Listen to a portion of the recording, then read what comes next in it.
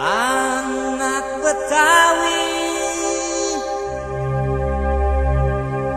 ketinggalan zaman,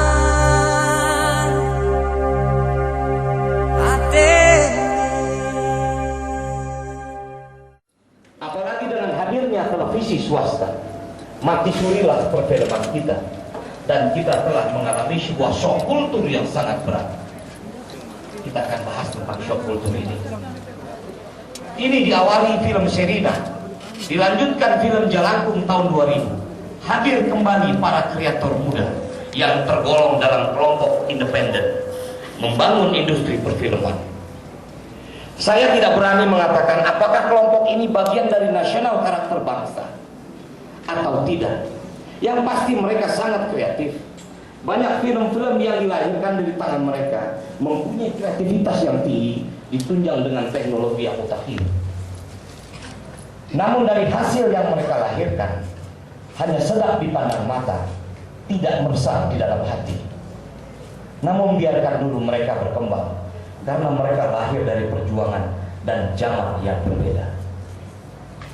Kalau kita membaca mukadimah anggaran dasar film dan karyawan film dan televisi tahun 1995, dijelaskan bahwa fungsi film dan televisi bukan semata-mata barang dagangan, tetapi merupakan alat pendidikan dan penerangan yang mempunyai daya pengaruh yang besar sekali atas masyarakat.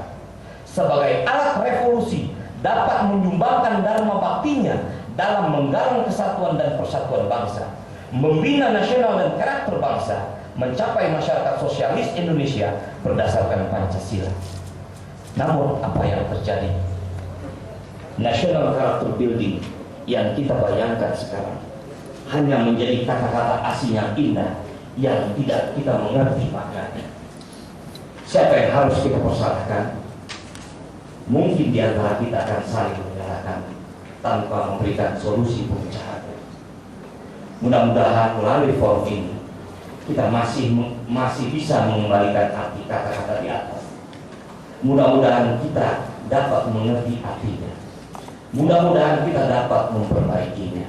Dan mudah-mudahan kita masih diberi waktu agar tetap utuh menjadi sebuah bangsa. Insya Allah, Kairo tanggal 7 Agustus 2020.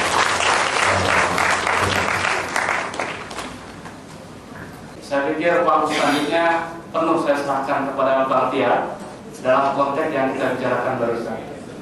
Mari kita simak bersama.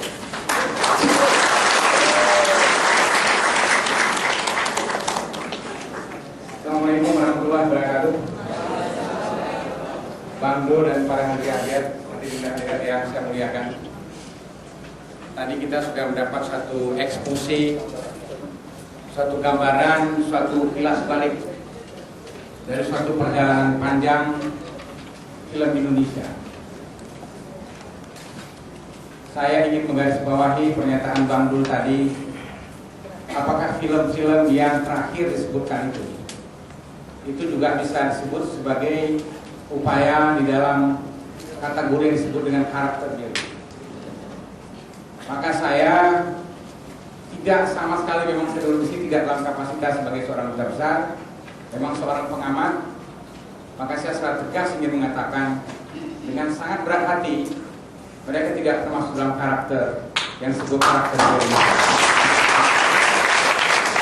Jadi dalam film yang dibuat itu memang lebih mengandalkan kepada kemampuan teknologi film.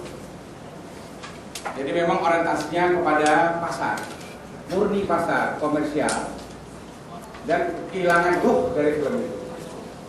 Jadi bukan karena film itu memang urusannya dengan hantu-hantu, memang tidak ada ruh, memang tidak ada roh, tidak ada spirit, dalam memberikan suatu upaya memotivasi bangsa ini untuk bisa menemukan jati dirinya yang sejati. Jadi oleh karena itu memang tepat dikatakan tadi bahwa film itu memang bisa dilihat sekejap, tapi juga dengan cepat sekejap pula bisa dilupakan. Kalau kita refleksikan kepada sejarah perfilman Indonesia yang tadi dimulai dengan adanya gambar hidup bioskop-bioskop Indonesia yang sangat terbatas pada waktu itu, orang masih terkenang dengan nama semacam Rukiah, wanita muda cantik belia yang berkarakter khas Indonesia. Ini Bang Dul sekaligus koreksi saya ini, karena saya ingin merefleksikan ide yang sudah lama. Saya juga sudah lama nggak bicara soal film selama di Kairo ini. Selama di Kairo ini saya banyak berbicara tentang upaya-upaya bagaimana kita bisa mendapatkan kita tunai sosial.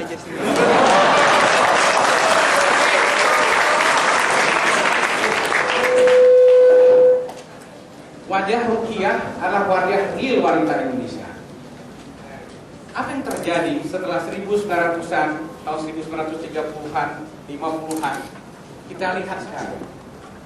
Wajah-wajah di televisi Indonesia dan di perfilman Indonesia bahkan disyaratkan oleh para produser kalau wajah itu harus wajah-wajah blasteran, harus Indo. Jadi bukan Indo Depok, dulu di Depok itu lain kali. Tapi ini Indo real, blasteran Jerman, Indonesia, Hongaria, Indonesia, Yugoslavia, Indonesia, bahkan putri Indonesia yang baru dipilih pun itu blasteran antara Jerman dengan Indonesia. Betul ya Ibu Bobi ya? Coba Ibu lihat. Jadi memang itu akhirnya merupakan daripada desain daripada produser, desain daripada industri untuk bagaimana menampilkan. Nah kalau ditanya, alangkah kecewaan mereka ketika wajah-wajah blasteran itu ada melanglang buana di seluruh dunia ini. Tahu-tahu dia lihat TKW Indonesia jauh amat dengan wajah-wajah cantik cerita ini. Jadi ini artinya apa? Kita menjual satu kemunafikan. Jadi kita tidak menjadi diri kita sendiri. Kita jual itu satu mimpi. Inilah wajah Indonesia. Saya tidak anti sama blasteran itu, tapi saya ingin mengatakan jangan itu didesain hanya untuk mengatakan ini Indonesia. Justru keaslian Indonesia, wajah-wajah asli Indonesia itu yang harus diberikan kesempatan untuk tampil. Ini saya ingin mencoba membandingkan antara wajah Rukiah yang jelita itu dengan wajah-wajah sinetron yang mungkin cantik tetapi kehilangan ruh. Nah kemudian kalau kita lihat kembali ada 9 jaring sabar. Bicara wajah Indonesia sudah menjadi sabar apa ya? Ini bukan blasteran sudah. Coba dicek ada apa itu? Di sini kalau udah mulai serius kita bicara ada gangguan teknis. Kita harus tinggal dia. Supaya boleh diadakan verifikasi.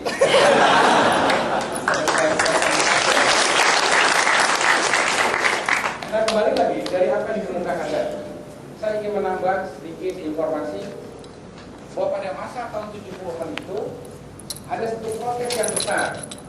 Karena di sini dikatakan latar belakang perlawanan terhadap pemerintah Orde Baru yang otoriter menjadi tema utama perfilman Indonesia. Nah ini menarik karena pada masa itu banyak sekali film-film Amerika yang masuk tanpa sensor masuk ke tanah air, sementara film kita itu dicekal. Nah ketika itulah tokoh semacam Farouk Afiro sampai membotaki kepalanya dan dia ingin membangkitkan satu bendera bagaimana film Indonesia bisa menjadi tuan rumah di negeri sendiri. Nah, jadi ini satu fase perlawanan yang disimbolkan dengan demikian bahwa kita sudah bukan lagi tuan di negeri kita sendiri. Terasa Farouk Afiro udah almarhum ya, Masya Allah. Saya doakan aja masuk surga. Nah setelah itu saya gembira sekali tadi disebutkan bahwa ada lembaga sensor film, badan sensor film. Dan badan sensor film ini tidak lain adalah yang kita sayangkan ada upaya sistematis untuk membentuk yang disebut dengan karakter building. Saya lebih cenderung mengatakan watak bangsa. Jadi watak bangsa itu didesain tapi menjadi seragam. Jadi orang harus seragam, harus nunut, tanpa bisa memberikan kreativitas ide dan sebagainya. Nah itu juga salah satu koreksi. Tapi memang ada kepedulian untuk membenahi karakter bidang itu, tapi itu terlalu artificial. Jadi tidak diberikan kepada dunia film bagaimana mereka membenah dirinya sendiri. Nah tokoh-tokoh yang disebutkan kemudian yang